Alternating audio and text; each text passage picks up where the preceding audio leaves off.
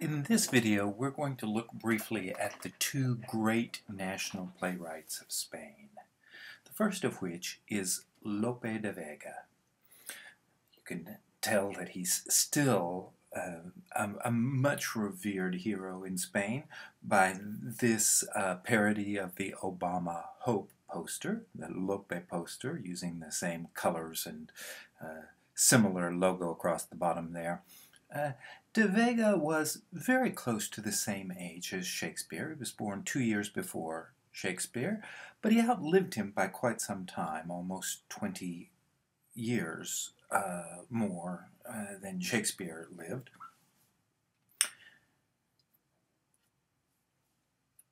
Lope has a varied and extremely dramatic, shall we say, biography. He was a child prodigy, and at 14 he ran off to join a military expedition. He was the protege of the Bishop of Avila, who took him under his wing and thought that he was going to become a priest. He went to seminary, and he was on the verge of taking his vows when it occurred to him that maybe he was really not cut out for celibacy. So he moved to Madrid, and he began writing plays. And there, his life began to get a lot more complicated.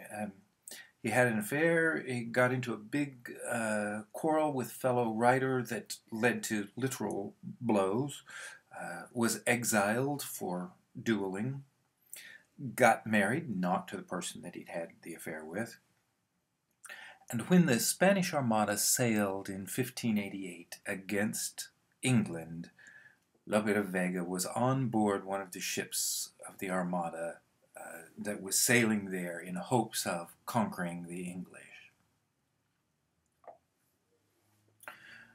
As you probably know, of course, what happened to the Spanish Armada is that it was severely damaged by the weather and then attacked by the British forces with smaller, faster ships and extremely damaged. Lope de Vega was on one of the few ships that managed to limp back home and survived, at which point he abandoned that wife that he had married, and he returned to Madrid, where he began an extended affair with the most famous actress of the period, Micaela de León, who eventually bore him 4 children. Life goes on, complicated. He started writing, but he decided he needed to settle down and get married, which he did, but not to the actress who had just had his 4 children, and not to his first wife. But had more children. We know very little about this wife, don't even really know her name. She died in 1613, we know, at which point de Vega decided that he really maybe should have decided for that, opted for that religious life that he had rejected as a young man, and in 1614 he took holy orders and became a priest, which did not stop him from having yet another affair with yet another famous actress, and married yet another woman, whom we know only as Doña Marta, who died in 1632. So Lope had wives and mistresses left all over the place, but he managed to outlive almost all of them, and a large number of children, most of whom he also outlived. He was particularly close to the son that was named after him, Lope Jr., Lopito, who sailed with Spain on one of those many adventures to the New World and was lost at sea, an event that devastated Lope de Vega. By the time he died in 1635, he had already reached the age of 73 and claimed himself that he had written 1,800 plays. Now, that may be a huge exaggeration, but we have 450 of his plays, of which about 80 are still thought to be genuine masterpieces.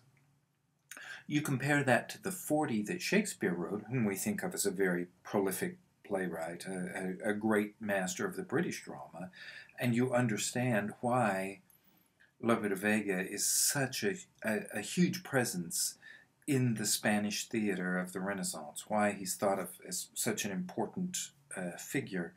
Imagine that, 450 plays that we have, and maybe 4 times that many that he wrote in total. Probably his most famous play is a play called Fuente Ovejuna, which means the sheep's well. It's actually the village of the sheep's well, about a small village that rebels against its cruel royal overlord, gets together and sees him assassinated, and when the king's army marches in to find out who is responsible for the murder, even under torture, all of the citizens of the village say, Fuente Ovejuna did it. We all did it. And the king is so impressed by their loyalty and their stand against bad government that he eventually lets them all go. But some of his other plays that you really might want to look into, this play, A Dog in the Manger, about an unfaithful servant, a treacherous servant. Here's some pictures of Dog in the Manger, the servant there with his mistress. This was made into a Spanish language film, which is very highly thought of. Or The Knight of Olmedo, another play, like most Spanish plays, which really focuses on the questions of honor and justice, personal honor. A couple of pictures of The Knight of Olmedo here in performance. Justice Without Revenge, El Castigo sin venganza, excuse me. My Spanish is not so good. Another play focusing on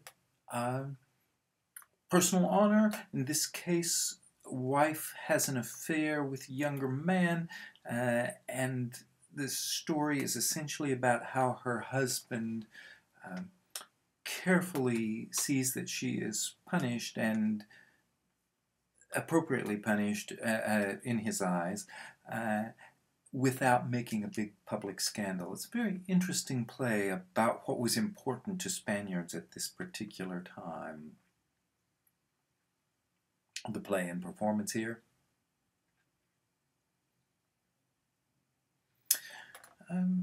But by comparison to Lope de Vega, the other great figure of the Renaissance was Pedro Calderon de la Barca.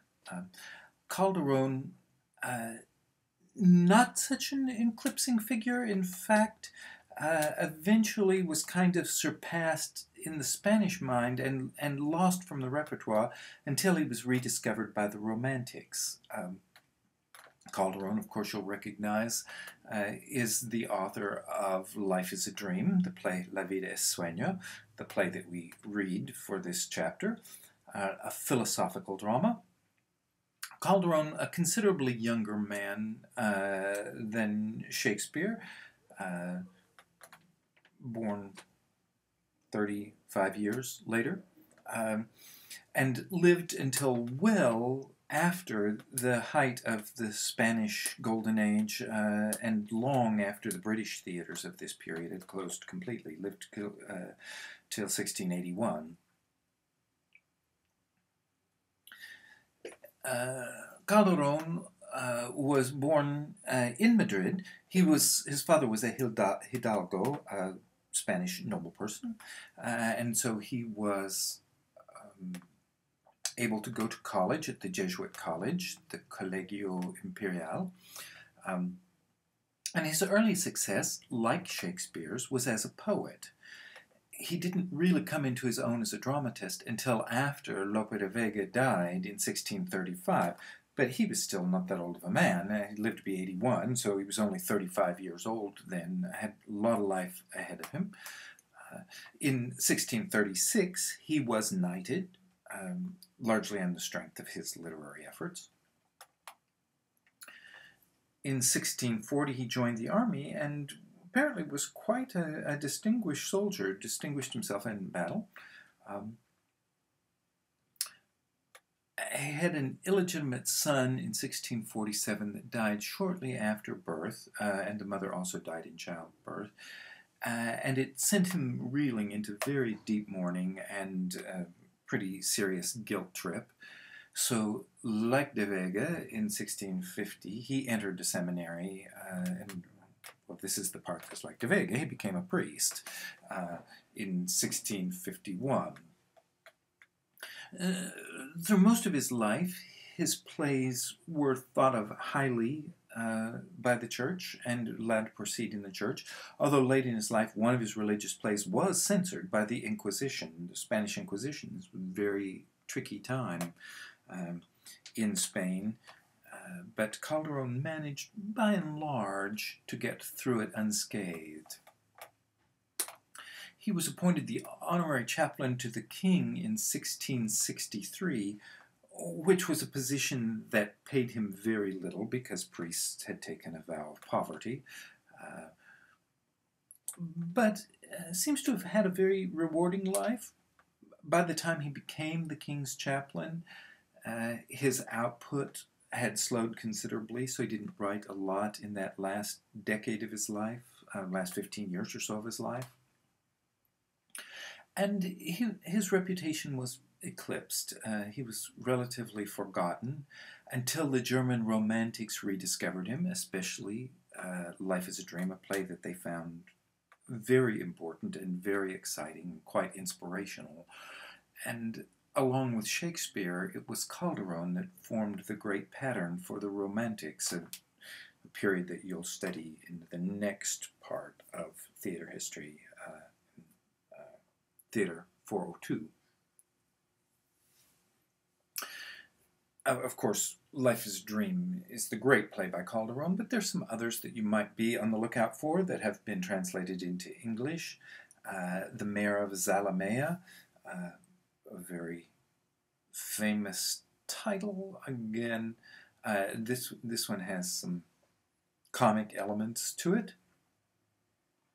And he wrote a series of plays that all focused around this idea of dishonor, professionals of various kinds who brought themselves into dishonor or sought to defend their honor incorrectly, misunderstood the situation, where theater, especially Lope de Vega's theater, had been about defending one's honor and the necessity of acting honorably.